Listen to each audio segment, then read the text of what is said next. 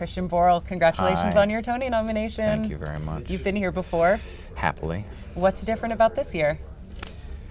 I think what's interesting about this year is that we're celebrating a show that happened in the fall and had a limited run.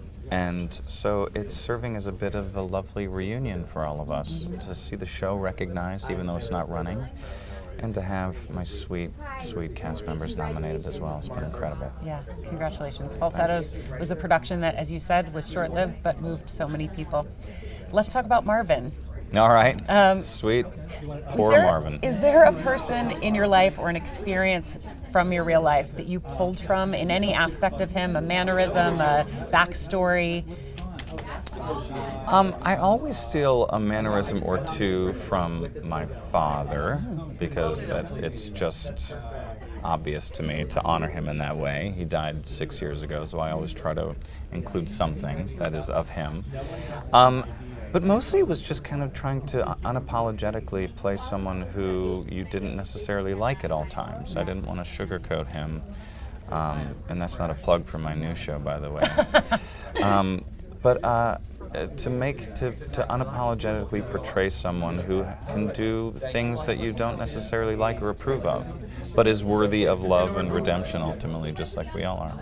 Will you disclose what your father's mannerisms were that you brought to Marvin, or? Actually, a lot of it is subconscious, I'm sure, but there's certain things that I know that I did that I was like, oh, well, that was obviously something that I stole from him. Do you do that in your new show too? Is there any of your dad in Willie? Yeah, there's some panache, there's a little bit more kind of physical flair. My dad was a very elegant man. He was a fencer, actually, when he was very young, and then he was a professor of physiology, but he had an elegance to him that works for Willy Wonka when I'm not hitting people with red hammers.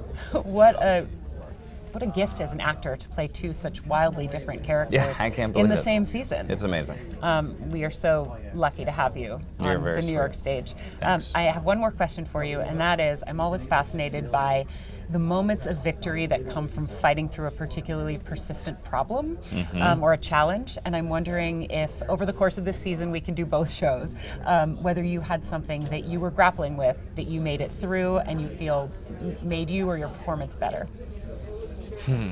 I'll start with Willy Wonka, fighting through the sweat, wearing the velvet tailcoat and that top hat. I so want him to be like breezy and cool and easy and like everything is, but it's just hot. So working through the sweat has been very gratifying, and I've lost 7 pounds. Oh my gosh. I wasn't expecting. Even with all that sugar around? Yeah. God, enough with the sugar, everyone.